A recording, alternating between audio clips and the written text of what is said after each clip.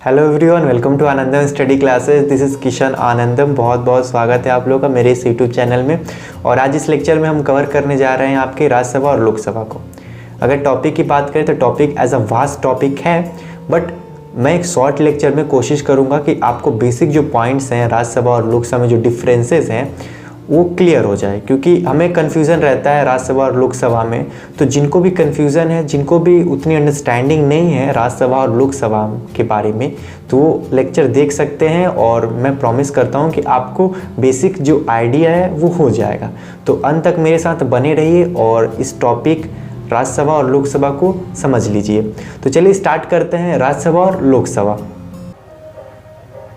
चलिए स्टार्ट करते हैं और समझते हैं राज्यसभा और लोकसभा। अगर मैं टॉपिक की बात करूँ तो क्लास 8 में भी मैं हल्का फुल्का मिलता है और क्लास 9th में भी। तो स्टार्ट करते हैं और समझते हैं राज्यसभा और लोकसभा में बेसिकली क्या डिफरेंसेस हैं। तो अगर राज्यसभा की मैं बात करूँ तो राज्यसभा को अपर हाउस भी कहते हैं, काउंसिल ऑफ स्टेट्स भी कहते हैं और परमानेंट हाउस भी बोलते हैं। देखिए अपर हाउस क्यों बोलते हैं, क्योंकि जो इसके मेंबर्स होते हैं वो नॉट लेस देन 30, वो 30 साल से कह सकते हैं कम नहीं होने चाहिए, और 30 होना चाहिए, नहीं तो 30 से एवॉव होना चाहिए। तो ये मेंबर की एक एज है, इसलिए इसे अपर हाउस कहा जाता है। And then second is a council of states. Council of states क्यों कहा जाता है? देखिए काउंसिल ऑफ स्टेट्स इसलिए कहा जाता है क्योंकि इसमें जो मेंबर्स होते हैं वो स्टेट से आते हैं, वो स्टेट से आते हैं, यानी हर एक स्टेट से उनका रिप्रेजेंटेटिव होता है राज्यसभा में। जैसे मैं क्लियर करूंगा राज्यसभा को, आपको ये भी अच्छे से क्लियर हो जाएगा। आई होप आपको थोड़ा समझ में आया होगा काउंसिल ऑफ स्टेट्स क्यों, क्योंकि इसमें क्या है, स्टेट्स के मेंबर ज़्यादा होते हैं।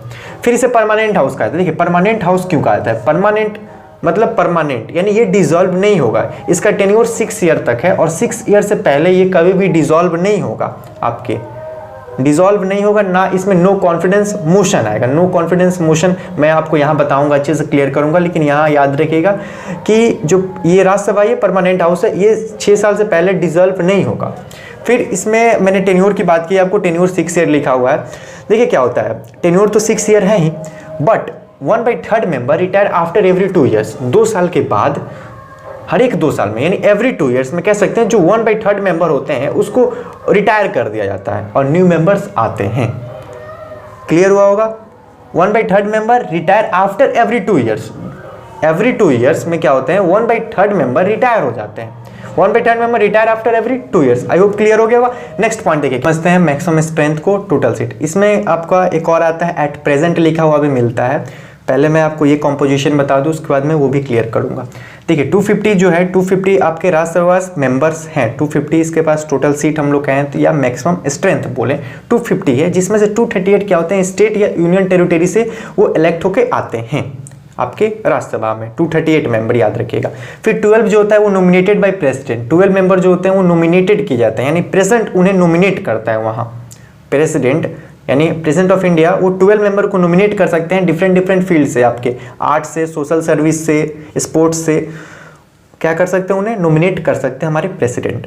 तो ये था आपके मैक्सिमम स्ट्रेंथ की। देखिए इसमें क्या आता है, एक एट प्रेजेंट आता है, एट प्रेजेंट 245 लिखा हुआ, तो उससे आपको कंफ्यूज नहीं होना, मैं बता दूं। देखिए एक मैक्सिमम स्ट्रेंथ होता है एट, और एक एट प्रेजेंट होता है, एक एट प्रेजेंट होता है। देखिए दोनों में क्या है, मैं एक एग्जांपल लूँ, एक एग्जांपल लेकर हम लोग समझें। तो अगर सपोज कीजिए आपके क्लासरूम में मैक्सिमम स्ट्रेंथ कितना है, 50 है, यानी 50 बच्चे आपके क्लास में बैठ सकते हैं। 50 बच्चे बैठ सकते हैं, 50 आपके बेंचेस हैं आपके क्लासरूम में, आपके सेक्शन में, वहाँ बच्चे बैठ सकते हैं, पढ़ सकते हैं, और मैक्सिमम स्ट्रेंथ वो आपका 50 रहा। बट अगर एट प्रेजेंट की बात करें तो एट प्रेजेंट आपका बस 45 ही क्या है, आपके मेंबर्स आते हैं, या 45 ही स्टूडेंट वहाँ बैठते हैं। लेकिन अगर मैक्सिमम आपकी क्लास की स्ट्रेंथ कितनी होगी, तो 50 होगी, यानी 50 बच्चे वहाँ बैठ सकते हैं इजिली। तो कहने का मतलब है कि राज्यसभा में टोटल यानी मैक्सिमम स्ट्रेंथ 250 है, बट अगर एट प्रेजेंट की बात करें तो 245 आता है आपका एट प्रेजेंट में। ओके, आई होप आपको क्लियर हुआ होगा एट प्रेजेंट और मैक्सिमम स्ट्रेंथ में। कंफ्यूज नहीं होना, ये मैक्सिमम स्ट्रेंथ है आपके, और वो एट प्रेजेंट। ये जरूरी नहीं कि फुल आपका जो सीट है वो भर ही जाए, कुछ वैकेंट्स भी होते हैं, कुछ खाली भी होते हैं। तो कहने का मतलब कि मैक्सिमम स्ट्रेंथ आपके 250 होते हैं और एट प्रेजेंट 245 होते हैं। तो एज कम भी मैंने बता दिया था आपको कि एज क्या है, नॉट लेस देन 30, यानी 30 साल से कम नहीं होना चाहिए, 30 एबव होना चाहिए, 30 होना चाहिए आपके एज। राज्यसभा मेंबर को 30 एज होना चाहिए, नहीं तो 30 एबव भी हो सकता है, लेकिन नॉट लेस देन 30। चलिए समझते हैं लोकसभा को। देखिए लोकसभा को हाउस ऑफ द पीपल भी कहते हैं, लोअर हाउस भी कहते हैं, टेम्पोररी हाउस भी कहते हैं। हाउस ऑफ द पीपल क्यों? देखिए लोकसभा का जो इलेक्शन होता है वो डायरेक्टली होता है, राज्यसभा का इनडायरेक्टली होता है। कुछ ऐसे भी इलेक्शन होते हैं जिसमें जो लोग हैं वो डायरेक्टली शामिल नहीं होते हैं, जो सिटीजन है वो डायरेक्टली शामिल नहीं होते हैं, इनडायरेक्टली रहते हैं एक तरह से। तो लोकसभा का इलेक्शन क्या होता है, इसमें हम लोग डायरेक्टली पार्टिसिपेट रहते हैं, हम अपना वोट गिराते हैं। लेकिन राज्यसभा का इलेक्शन प्रोसेस में हम लोग शामिल नहीं रहते हैं। तो जो लोकसभा है, लोकसभा में जिसे आप वोट करते हो, लोकसभा के इलेक्शन में जिसे आप वोट करते हो वो आपके रिप्रेजेंटेटिव होते हैं, तो यहाँ बैठते हैं लोकसभा में। यानी सिंपली इसे कहा जाता है हाउस ऑफ द पीपल, लोगों का घर, लोगों का घर आप बोल सकते हो। फिर लोअर हाउस है, देखिए लोअर हाउस इसे क्यों कहा जाता है लोअर, क्योंकि इसमें अगर बात करें मेंबर की एज की तो नॉट लेस देन 25 ईयर्स, यानी इसमें जो मेंबर होंगे वो 25 होंगे, मिनिमम उनका एज 25 ईयर होना चाहिए, उससे ज़्यादा हो सकता है लेकिन मिनिमम उनका 25 होना चाहिए। फिर इसे टेम्पोररी हाउस क्यों कहा है? देखिए टेम्पोररी हाउस इसलिए कहा जाता है क्योंकि इसका कार्यकाल 5 ईयर्स तक है, लेकिन 5 साल से पहले भी ये गिर सकता है, लोकसभा हट सकता है आपका। क्यों हट सकता है? क्योंकि इसमें जो आपके गवर्नमेंट है, जो गवर्नमेंट फॉर्म हुआ होगा वो अपनी मेजोरिटी साबित नहीं कर पाएगा, यानी अपोजिशन वालों ने नो कॉन्फिडेंस मोशन वहाँ पास करवा दिया रहता है। नो कॉन्फिडेंस मोशन क्या होता है? ये ऐसा एक कह सकते हैं प्रोसेस होता है जिसमें क्या होता है कि जो गवर्नमेंट है वो अपनी मेजोरिटी साबित नहीं कर पाएंगे तो उनका सरकार गिर जाएगा। तो सिंपली नो कॉन्फिडेंस मोशन वहाँ पास हो जाता है, जिसके थ्रू क्या होता है गवर्नमेंट का कार्यकाल 5 साल से पहले ही खत्म हो जाता है। और कभी कभी तो एक्सटेंड हो जाता है। क्यों एक्सटेंड हो जाता है? 1 साल बढ़ ही जाता है। क्यों बढ़ जाता है? क्योंकि ये सब इमरजेंसी के केस में होंगे। आपके इंदिरा गांधी के टाइम में हुआ था और उनके टाइम में 1 साल आपके लोकसभा का टेन्योर बढ़ा दिया गया था। यानी सम टाइम क्या होगा, एक्सटेंड भी हो सकता है कभी काल, सम टाइम आपके ड्यूरिंग इमरजेंसी पीरियड में कह सकते हैं, लेकिन कभी कभी क्या हो सकता है टेन्योर इसका डिसॉल्व भी हो सकता है, यानी 5 साल से पहले भी सरकार गिर जाती है। हम लोग कहते हैं नहीं डबल इंजन की सरकार नहीं चलेगी, 5 साल से पहले ही खत्म हो जाएगी। तो क्या होता है लोकसभा आपके 5 साल से पहले भी खत्म हो सकता है। फिर मैक्सिमम स्ट्रेंथ की मैं बात करते हैं, मैक्सिमम स्ट्रेंथ को आपके लोकसभा का तो 552 है और एट प्रेजेंट में बात करूँ तो 545 है। आई होप आपको मैंने क्लियर किया था एट प्रेजेंट क्या है आपका और मैक्सिमम स्ट्रेंथ क्या होता है। तो यहाँ 552 क्या है एट अ प्रेजेंट है आपके, और 530 क्या है आपके, 530 इसमें रिप्रेजेंट द स्टेट्स, यानी 552 में 530 मेंबर्स आपके स्टेट से आते हैं और 20 होते हैं वो यूनियन टेरिटरी से आते हैं आपके लोकसभा में, और 2 ऐसे मेंबर होते हैं 2 जो क्या होते हैं वो एंग्लो इंडियन होते हैं जिसे नॉमिनेट करते हैं हमारे प्रेसिडेंट। और एंग्लो इंडियन देखिए क्या होता है, समझते हैं। देखिए एंग्लो इंडियन क्या होता है, एंग्लो इंडियन मतलब क्या, वो फैमिली जिसका एक तरह से रिलेशन इंडिया से भी है और एज आपके फॉरेनर कंट्री, यानी उसमें क्या है उस फैमिली में आपके जो फादर थे वो इंडिया से थे और जो उनकी मदर थी या तो ब्रिटिशर थी, ब्रिटिश से रिलेट करती थी आपके।